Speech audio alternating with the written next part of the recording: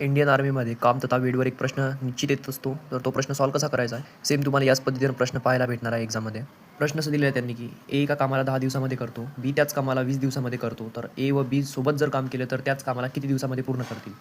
सर्वात आधी आपण ए हा 10 दिवसामध्ये करतो, बी हा 20 दिवसामध्ये करतो व ए व बी हे दोघांनी जर मिळून काम केलं तर तेच काम किती दिवसामध्ये पूर्ण होईल. सर्वात आधी आपल्याला पूर्ण काम काढायचे आहे, कारण पूर्ण काम काढल्याशिवाय आपण ते काम किती दिवसामध्ये होईल ते आपल्याला माहीत नाही पडणार. तर पूर्ण काम कसे काढायचे आहे ते आपण पाहू. तिथे दिलेलं आहे आपल्याला ए 10 दिवसामध्ये करतो, बी 20 दिवसामध्ये करतो. तर तेच आपण या फॉर्ममध्ये लिहिलेलं रेशिओचे आहे. ए 10 दिवसामध्ये करतो, बी 20 दिवसामध्ये करतो. त्यानंतर पूर्ण काम काढण्यासाठी आपल्याला त्यांचा LCM काढावा लागेल. म्हणजे LCM म्हणजेच की जे दोन्ही संख्येनं पूर्णपणे भाग जाणारी सर्वात लहान संख्या ती असते LCM. तर 20 आहे. आता आपण पूर्ण काम काढलेलं आहे. तर पूर्ण काम काढल्यानंतर आपल्याला कार्यक्षमता काढायची असते. म्हणजेच की ते रेशिओच्या फॉर्ममध्ये आपल्याला कार्यक्षमता काढल्यानंतर आपल्याला दिवस काढता येईल. तर कार्यक्षमता कशी काढायची ते पहा. LCM जो दिलेला आहे ना लसावी, त्याचाच आपण 20 काढलेला आहे. ते 20ले आपण जर एनं भागलं, म्हणजेच एची जे त्यांनी अगोदर दिलेलं होतं किती दिवसामध्ये करते, ते जर काढलं तर ते होतं 10. त्या 20ले आपण 10नं जर भागलं तर 2 येणार, बरोबर. 20ले जर आपण 10नं भागलं तर 2 येणार.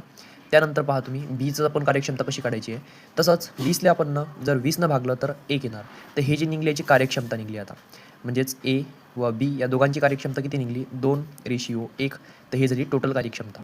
आता आपल्याला प्रश्नामध्ये काय दिलेलं होतं, की ते सोबत म्हणजे बेरीज करावं लागेल. ए व तिथं काय दिलेलं होतं 2 आणि 1 यांची बेरीज आपल्याला करावं लागेल. कारण इथं दिलेलं आहे त्यांनी की किती दिवसामध्ये ते सोबत का म्हणजेच मग आपण करू शकतो 20/3. हे जर केलं तर आपल्याला येणार की ते 20/3 या दिवसामध्ये पूर्ण काम करतील.